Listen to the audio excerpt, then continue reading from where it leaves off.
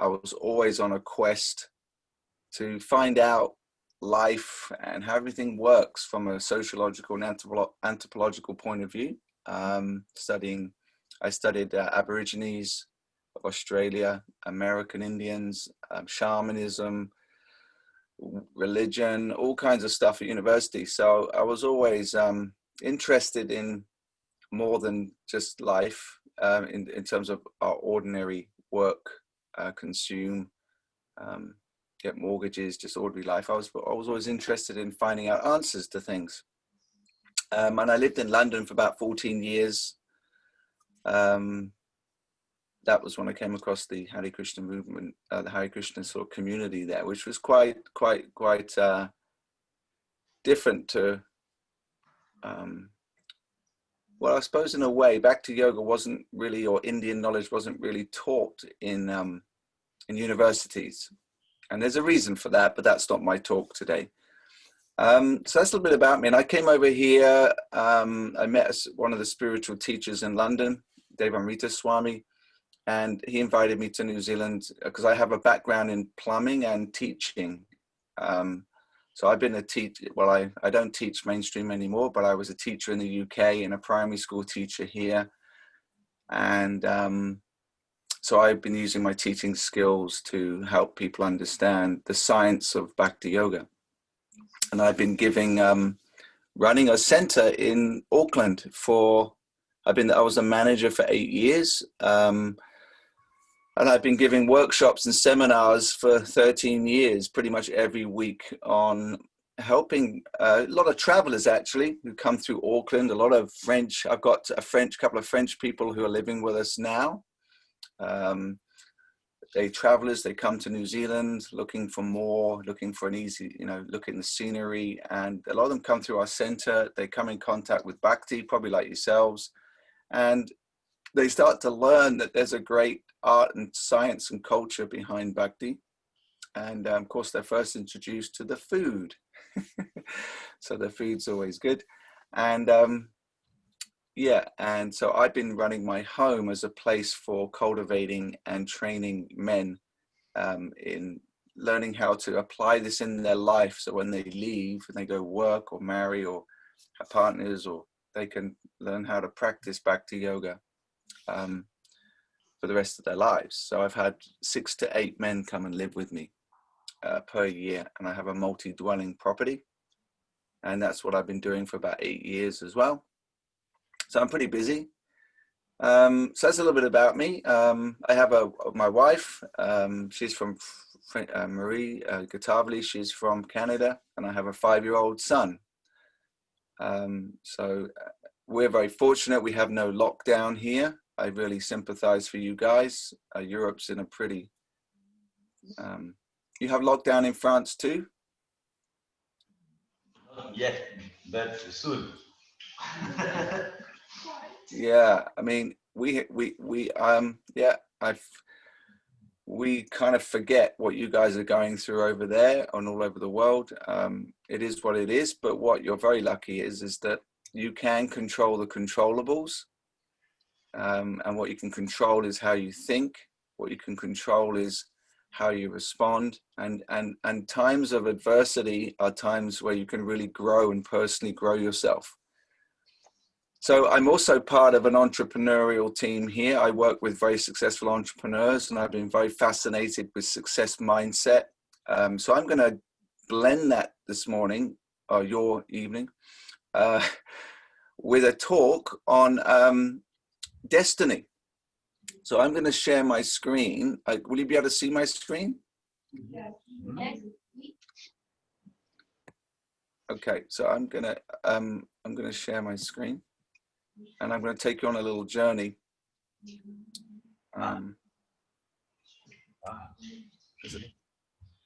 Has that worked? Yes. Cool. So tonight, well, I keep saying I'm going to say, yeah, for you tonight. Yeah. So tonight we're going to talk about, because I'm on the bottom of the earth, so everything's upside down. To what you're doing in terms of time.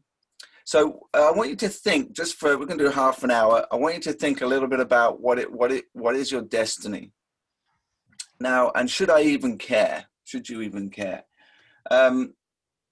If you look in the world today, and I'm in contact with travelers and people and of different walks of life.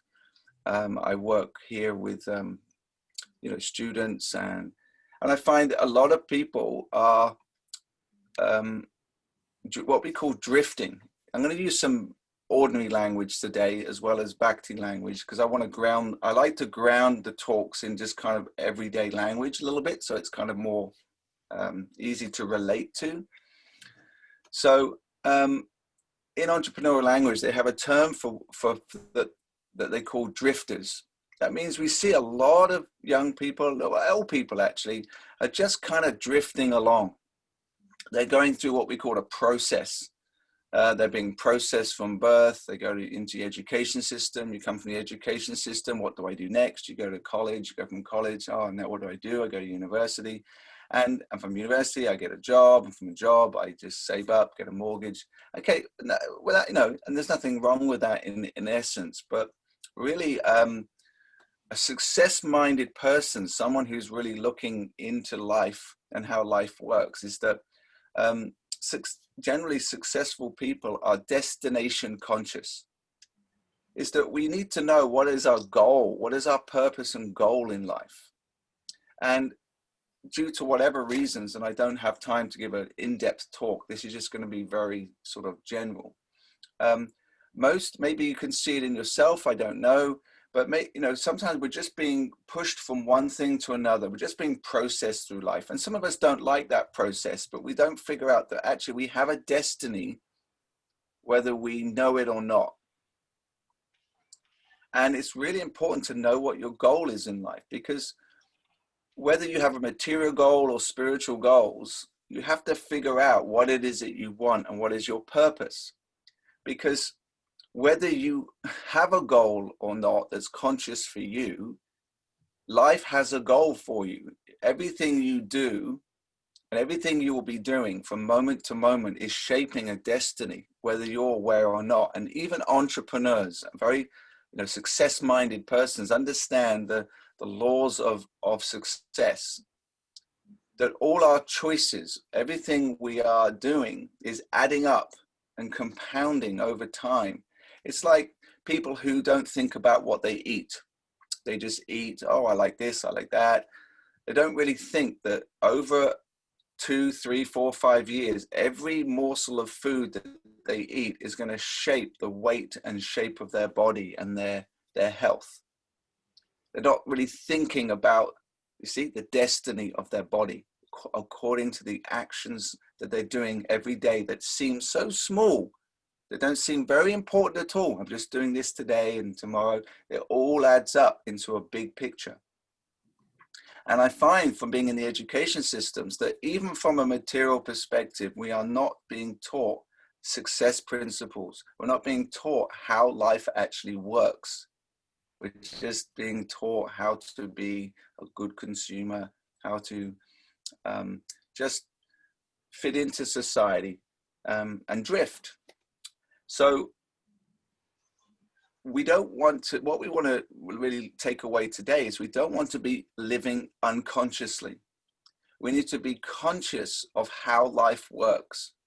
And we also have to understand that we are the architects, in one sense, of our destiny.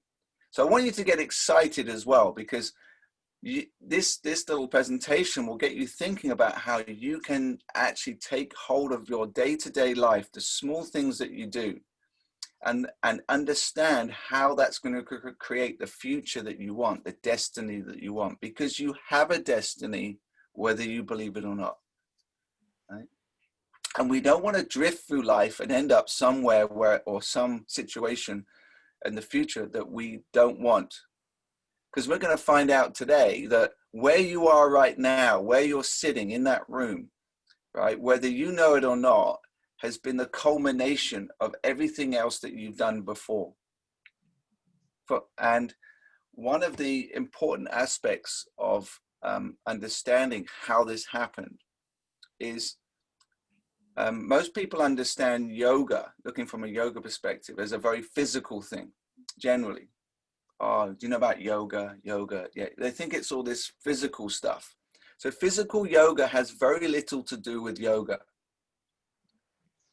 Yoga is a culture, a science, a holistic lifestyle that covers every aspect of your life, from how you eat, your relationships, and physical yoga plays a very small component in that. Like in an engine in a car, you have like little components that do different things, the carburetor, the accelerator, whatever.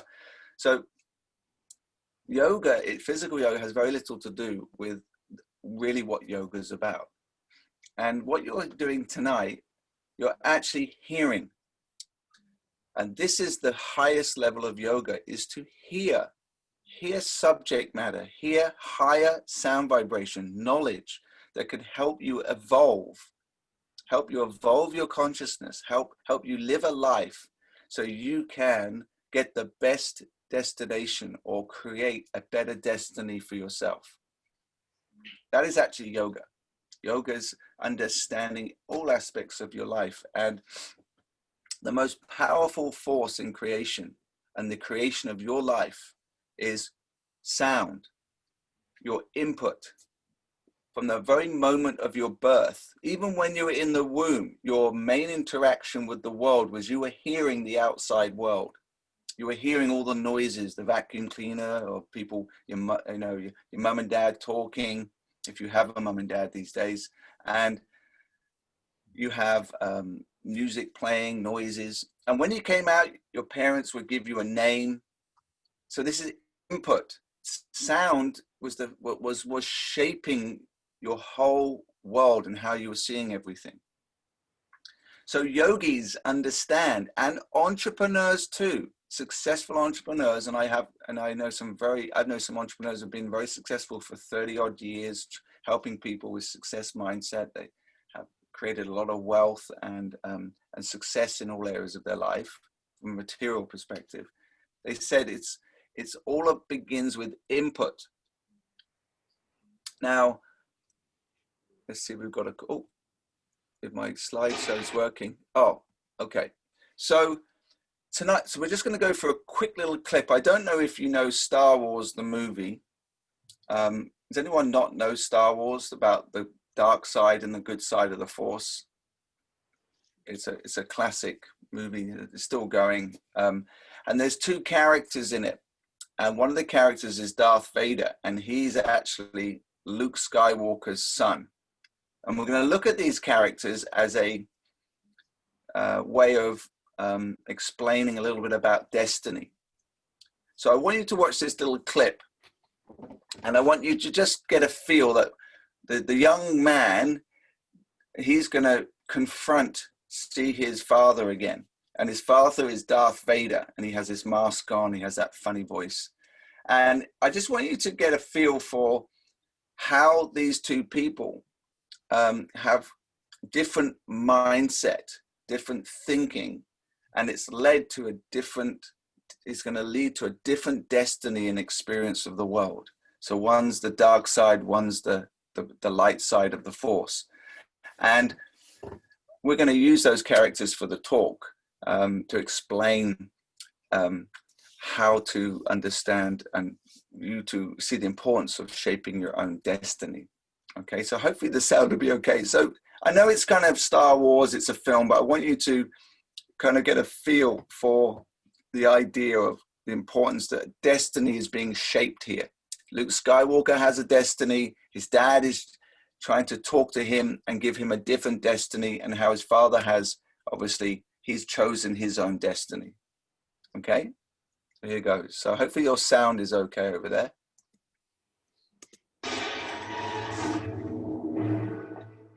This is a rebel that surrendered to us. Although he denies it, I believe there may be more of them, and I request permission to conduct a further search of the area. He was armed only with this. Good work, Commander. Leave us. Conduct your search and bring his companions to me. Yes, my lord. The Emperor has been expecting you.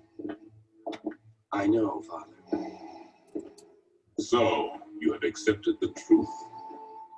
I've accepted the truth that you were once Anakin Skywalker, my father. That name no longer has any meaning for me. It is the name of your true self. You've only forgotten. I know there is good in you. The Emperor hasn't driven it from you fully. That was why you couldn't destroy me.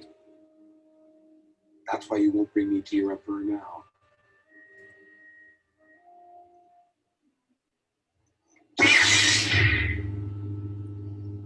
I see you have constructed a new lightsaber.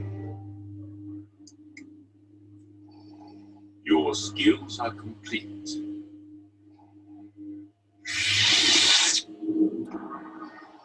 Indeed, you are powerful, as the Emperor has foreseen.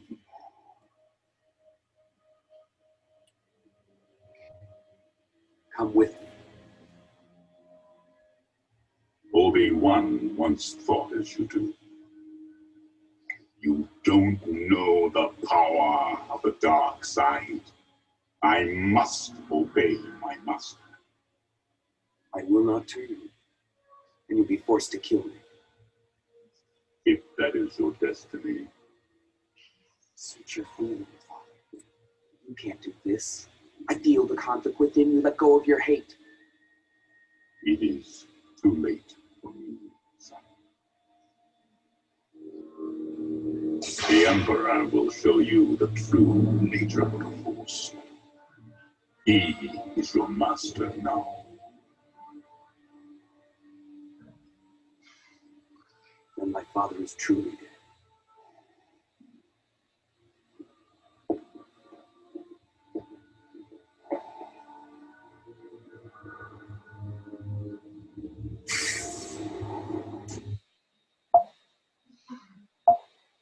Okay. Some reason my, oh, here we go. So here we see, these are two good characters. When we think about Darth Vader and Luke Skywalker, we see that there's two different types of thinking going on. And due to that thinking, and which was due to certain input, they've made certain decisions, actions. So from his father's side, he associated and got input about the dark side. And that shaped his thinking, and his thinking shaped his actions. His actions shaped his behaviors and habits, and that has led to a certain type of character. This is the key tonight. From that character, that has led to his destiny. Whereas you see for Luke, he's chosen a different type of input, he has a different destiny ahead of him. So you have these two opposing types of thinking with different destiny. So input is so crucial because it all begins with input. So from the moment and through your whole life, I want you to consider everything you've listened to, everything you've exposed yourself to, unconsciously or knowingly, has shaped your thinking, right? All that input that you put in. And that thinking has led to how you act in the world. And how you're acting in the world has shaped your habits. Once your activities begin, you get habitual. And those habits will lead to a certain character, and that's how you are. And a lot of that input is from role modeling from your parents, role modeling, and when you as a teenager, growing up as a child, watching all these movies. So I want you to understand that when you're watching all this stuff, when you're out in the world and you're just thinking, well, I'm just living, you're actually being shaped all the time, everything.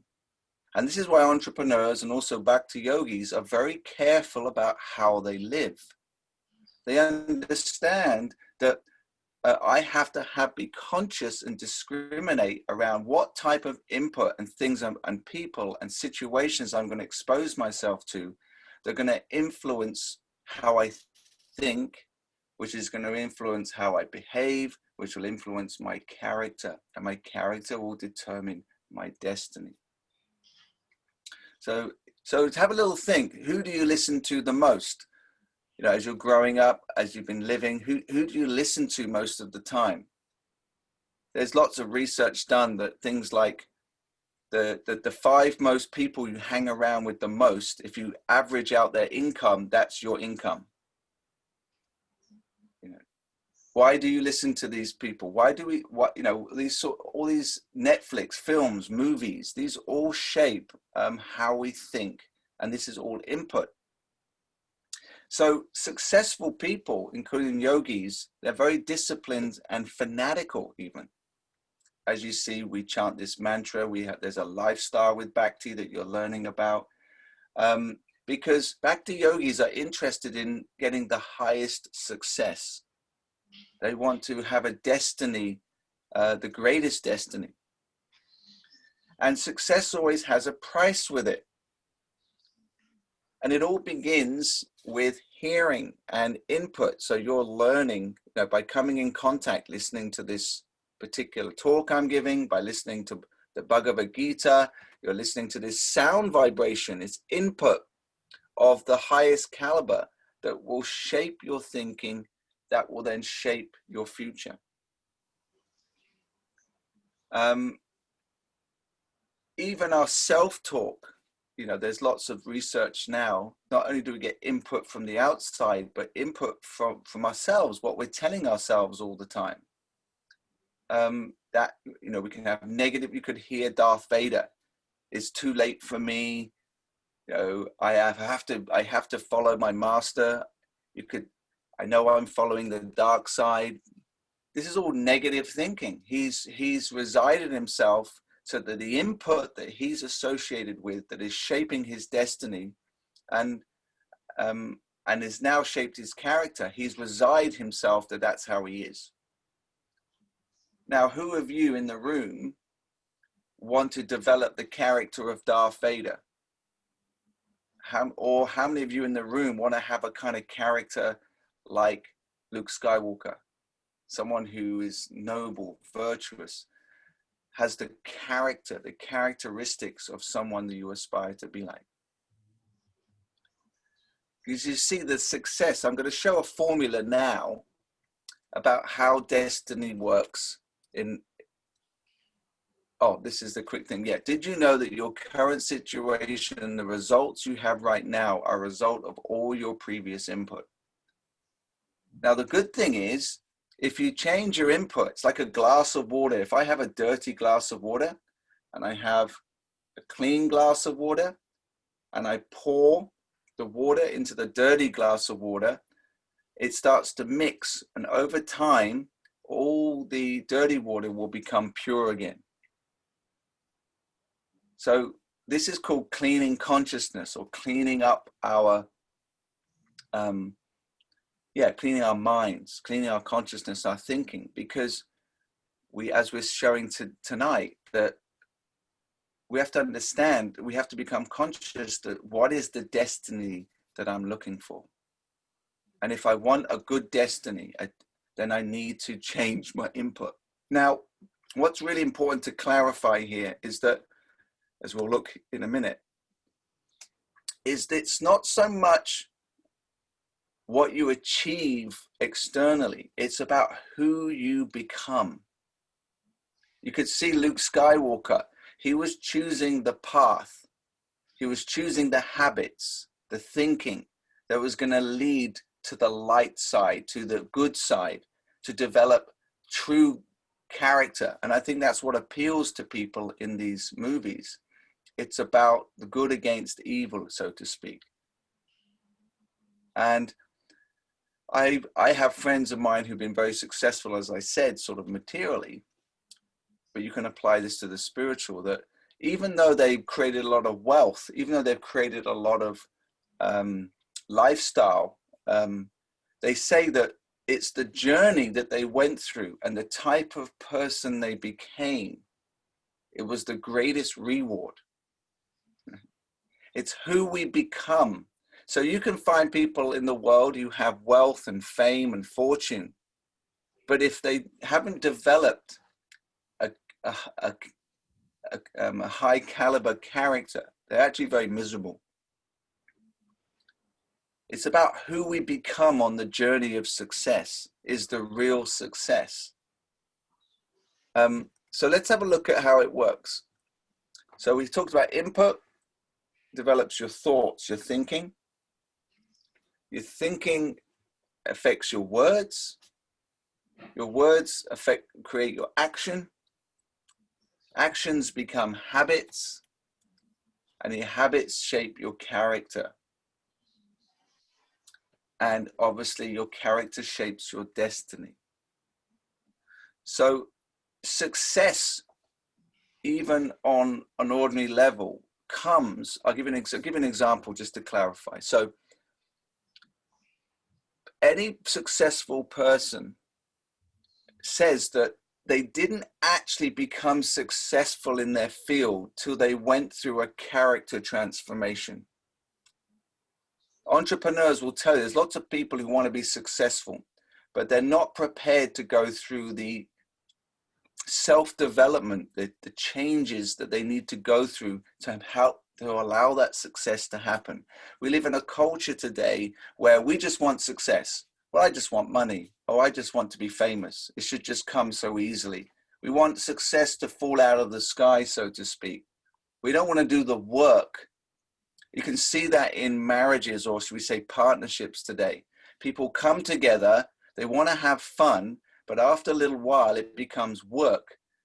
They don't want to go and they don't want to change, so they just change and they split up. As soon as they hit a problem, as soon as they hit difficulties in the relationship, the challenges, they split, without understanding that success in relationships, success with wealth, success spiritually, success in any field will require a painful struggle, a austerity. It will require some character transformation. Then the success comes. So this is why we have to understand that as we go through life, whatever situation we're in, it's the type of character. We always have to work on ourselves, then success comes. And that transformation of character is the greatest reward, and that leads to a different destiny. If you look at Bhagavad Gita, if you hear in there, it's all about changing your qualities of the heart, changing the character. And there's processes to do that. And it begins with thinking differently, acting differently, having different habits. Your habits will transform your character, and this will change your destiny. And one other aspect to this formula is legacy. You know, who you become as a person will also be what you leave behind for others. So in the Bhagavad Gita, Krishna talks about within all of us, whatever we do in life, wherever we are, we have within us these qualities, our natural qualities of our personality: fearlessness, purification, to be charitable, self-control, non-violent, truthful, to be free from anger, free from fault-finding. These are all the qualities of the character of the soul. Every living being has these qualities within them. And the purpose of life, as we see, as we go, if we want success, we have to bring out these characters, because we are, as Krishna explains, non-material. We are spiritual beings, and according to our character that we developed, we will get a certain destiny. So there's a nice little context here from the Bhagavad Gita. I know some of you are reading the Bhagavad Gita and learning. So here, this is a nice verse. It says, the living entity in the material world carries his different conceptions of life from one body to another, as air carries aroma from one takes one kind of body and again quits it to take another. So I'm just going to read this a little bit. I don't like to read too much text when giving a talk because of concentration, but Prabhupada explains here, the author, here the living entity is described as Ishwara, the controller of his body. And if he likes, he can change his body to a higher grade. And if he likes, he can move to a lower class. The change of body he undergoes depends on him. At the time of death, the consciousness is related to the character he has created, will carry him on to the next type of body. If he has made his consciousness like that of a cat or a dog, he is sure to have a cat or dog's body. And if he has fixed his consciousness on godly qualities, he will change into the form of a demigod. And if he is Krishna conscious, he will be transferred to the spiritual world to associate with Krishna. The individual soul is transmigrating from one body to another, and his present body and present activities are the background of his next body. So how we live, as we've been learning or hearing about, what we're doing now, the activities we are doing, and the type of activities are creating our character. And according to how we're developing those qualities we just showed before, these qualities, this will determine our next destination. So in this life alone, so some people may not have heard this, but our destination is not just this life, it's also next life. So in this life, we had a baby's body, we've had a child's body. All of you in the room are, as I can see, all adults. So how many of you remember being 5, being in that body, thinking like a 5-year-old? That life is over, it's gone. And every 5 to 7 years, every cell in your body changes, including your brain cells. So right now you're refleshing. Reincarnation, or having the idea of having other lives, you have many lives in this life. You had life in the womb, and none of you can remember that. You had life as a baby, that's very hard to remember. You had life as a young child. You had life as teenagers. Now you have the adult body. And now, so you can see in this life, you've undergone different types of bodies. But yet you are the experiencer. You remember having those vehicles, so to speak. Those different types of bodies are like vehicles, and the mind is the subtle part of the body. So your thinking is different now, your body is different now, but yet you still exist, even though those bodies in the past have gone. And so we're getting types of bodies and situations in the future according to our actions now. So we need to know what we're meant to be doing. We're meant to become conscious of how life works. And we have a goal, we have a purpose. And the purpose of our lives, if you even compare it to material success, is to develop the right type of character. Character is everything. So according to the qualities of the heart, these qualities, developing our innate, the more we come closer to our pure divine qualities, that will determine our success. And as Krishna explains in Bhagavad Gita, that the goal of life, this evolution of our character, our consciousness over time, is the goal, is to keep evolving to the point of where we can have pure consciousness, where we can actually qualify for a destination that's non-material. That means we no longer have to be in this atmosphere where we are bound by time, where we have old age, disease, birth, and death. If you want to know what the purpose of the universe is, of course, materialistic science says there is no purpose to the universe. It's just random chemicals bumping around for some time. It's a meaningless universe. Yet we're all every day trying to find meaning. So Krishna dispels this strange idea that the universe has no purpose. The purpose is to evolve you into the best version of yourself. You have to work on yourself. You have to learn to develop. So where does that all start? How is it I haven't developed those divine qualities? Because we're like Darth Vader, that character. We're living in a time where the input, the thinking that we've been conditioned with by society has moved us towards ignorance, to the dark side. We don't even understand who we are. We don't even know we're non-material. We're not even being taught how to be successful materially. We're not even being taught how to, create a good. Everyone is just struggling so hard to work. The women have to work now. The feminists thought that women, we're going to free women and everything like that. But women are working it like their asses like men too. Both partners have to work and not raise their children.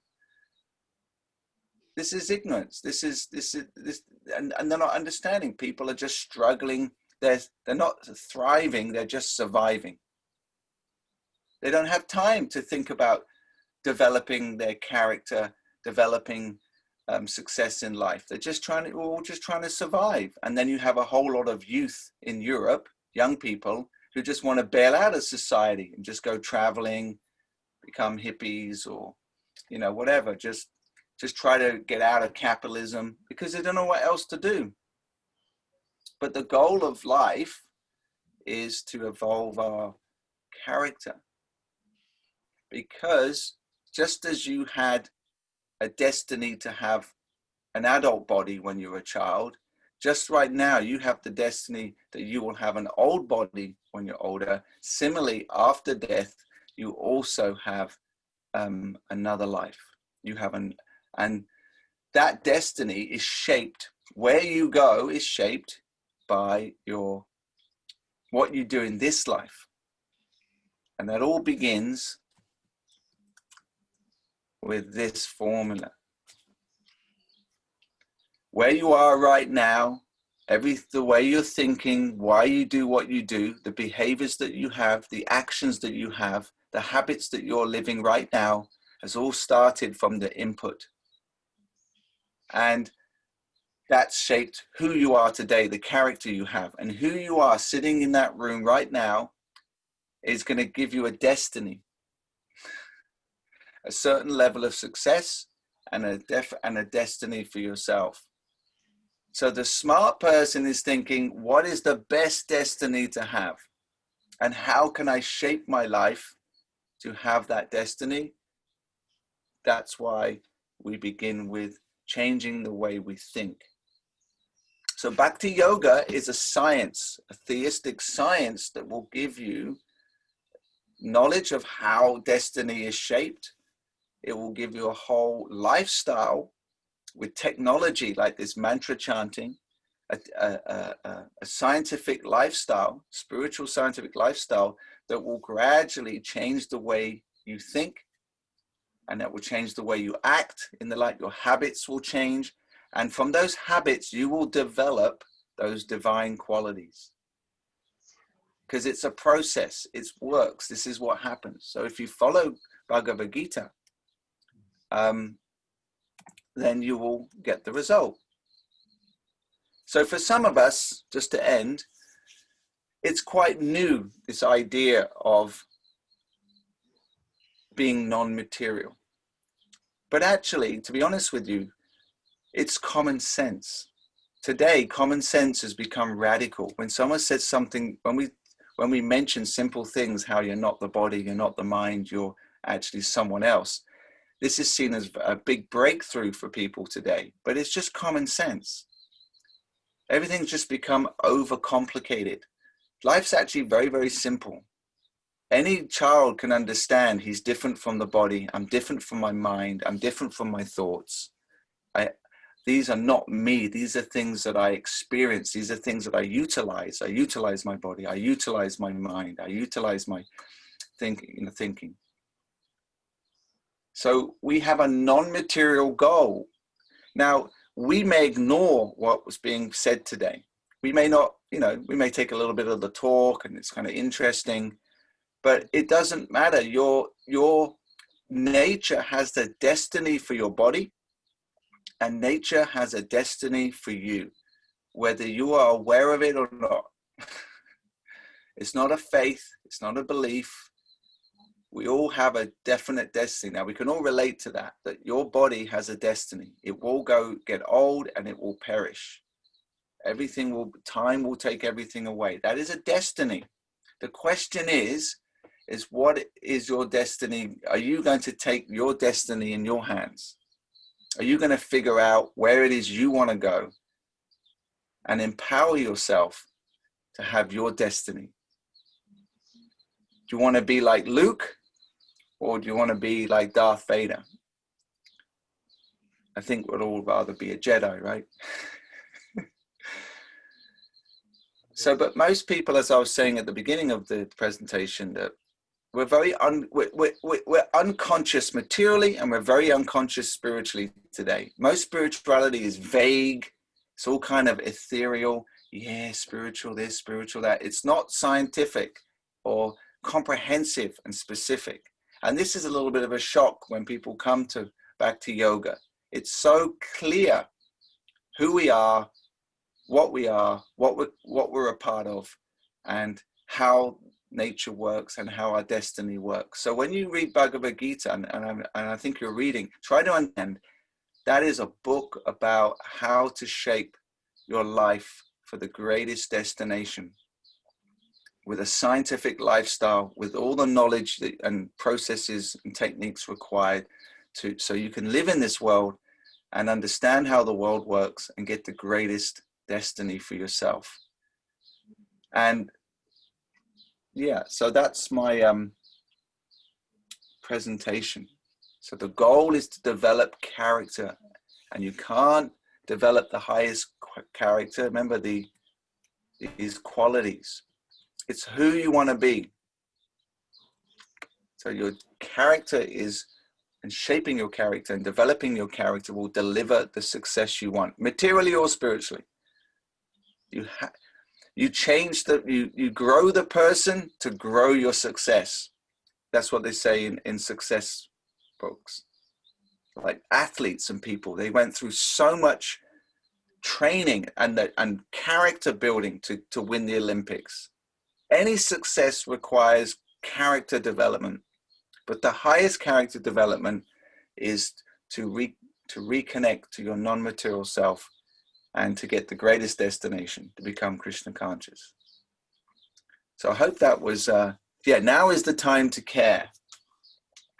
Every decision you make every day, every input, every choice you make, what you do, what you say, who you associate with, what you listen to, is not innocent. So an entrepreneur and a bhakti yogi are very, very careful how they live, who they associate with, what they listen to, and they stop wasting time just drifting and listening to things that don't add value to where they want to head. So think about that. Whatever you choose to do in life, these are principles of success. Always be mindful of who you associate with, what kind of input you're exposing. People are just exposing themselves so much nonsense on social media and Netflix and all this time wasting stuff that's not actually adding value to where they want to head or what they want to do in life. Call them weapons of mass distraction. So, okay, so let's get excited about your destiny, and I'll maybe got a couple of minutes for questions. I'll have to hand back to Chitra Leela.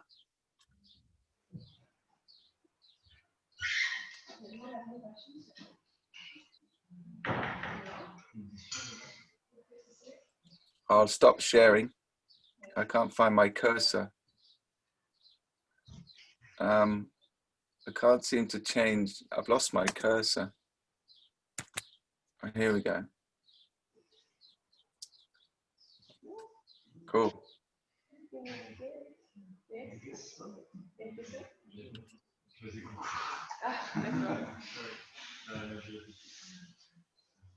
Okay, they're just thinking to see if they have any questions or comments or things to say. Sure. Thank you very much. Sure.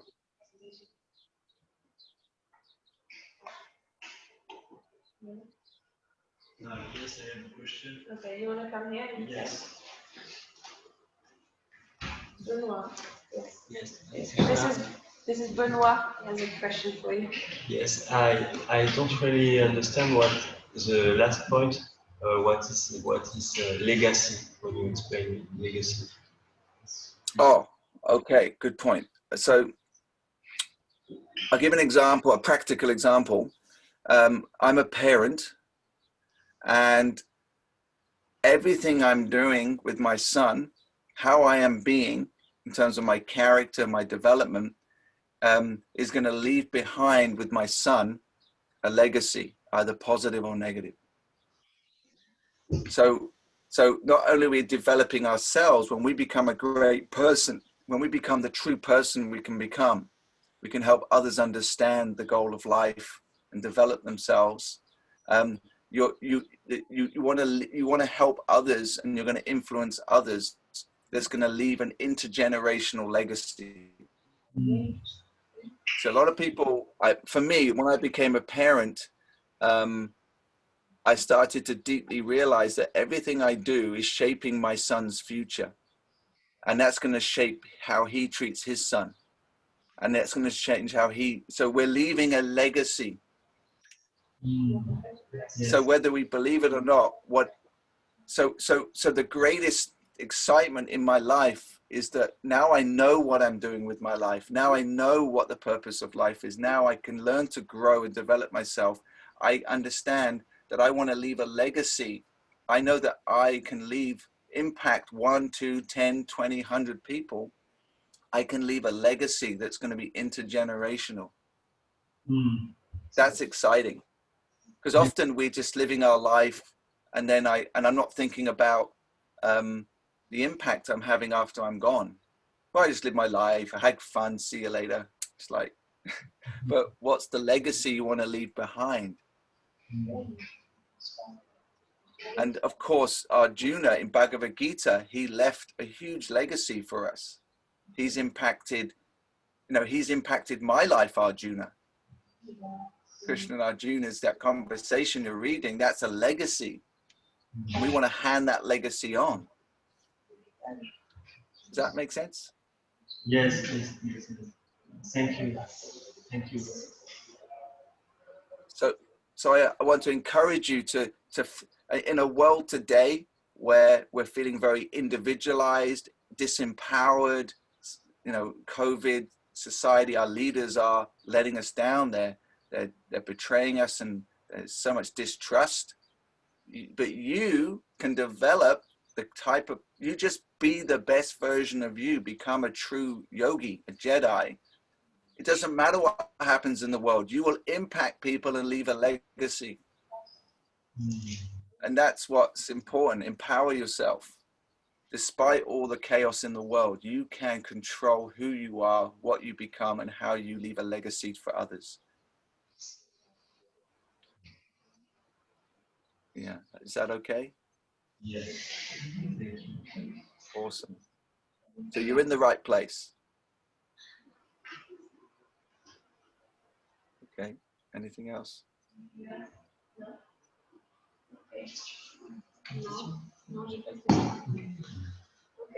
Are you all reading Bhagavad Gita?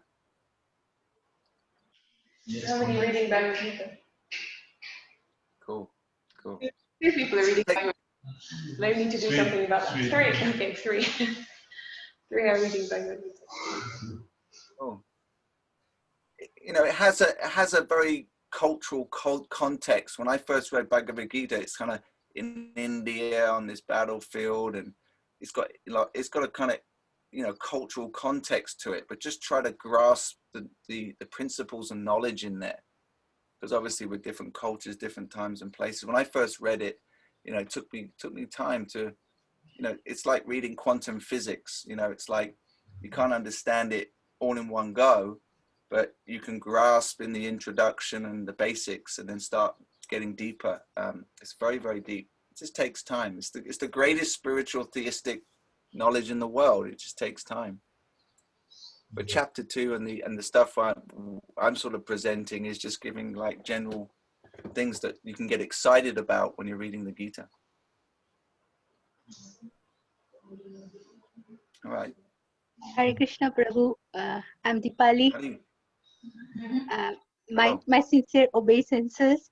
I just wanted to know that we are not very much aware of our destiny from our childhood. So we usually go with the flow. We do our schooling and university. We look for jobs, and maybe at some point in our life we get stuck, and then we start thinking, what is the real goal in my life? Maybe not to achieve a lot of material success, maybe to consider spirituality sincerely.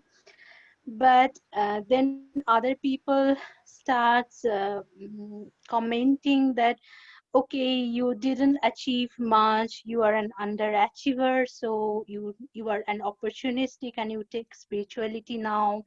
First achieve something, show everything that you can achieve, and then give up and then accept spirituality. So what should be our attitude to them? Well, good question. So you come to spiritual life, you may not have been successful materially, and people see you take up spiritual life. That's taking up spiritual life is a sign of intelligence, and it's the greatest investment. And not everyone's going to understand that. They don't necessarily see what you see or understand. Everyone has their timing. So it's like everything. You have to, you know, it's like my parents and things like that. They don't understand the choices I've made and why I live the life I do, and that's just life. Even a lot of successful people in sports and entrepreneurs, they made decisions in their life that their parents and friends didn't understand, but they don't listen. They don't. No, that's the reality. If you want to succeed in life, you can't be influenced by others who don't understand what you're trying to achieve. That's just life, and you have, you know, obviously,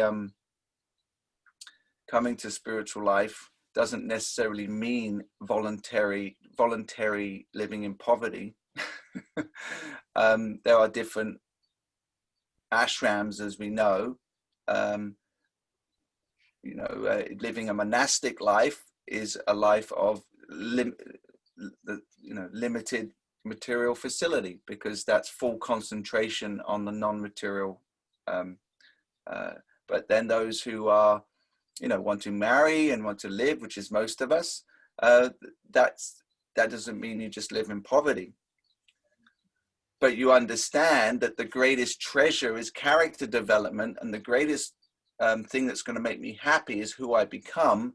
And because Bhakti Yoga gives the full self-development program of understanding your non-material identity, your relation to the Supreme Person, Krishna, then, you know, you aim to take care of yourself, but you don't do it materially, but you don't do that at the expense of your spiritual life. And some practitioners may have the karma and ability to make lots of money and still maintain their spiritual focus. And some practitioners, they may have the karma and don't have the ability to be that wealthy, but they're actually wealthy, because you've got to not lose sight of the goal, which is becoming, evolving spiritually. And some people are not going to understand that. That happens in all fields of life. People are misunderstood, and we've all been misunderstood. Yes. Yeah, and that's life. You know, my dad was a military man. In the military, I went to military school for 5 years. And when I became spiritual, my dad didn't understand at all. And we didn't relate. But just because he didn't relate doesn't mean I'm not going to follow my path. And in the end, later on, when he saw that I was happy and I had the success that I, in my spiritual life, he actually came to terms with that. But yeah, it's just,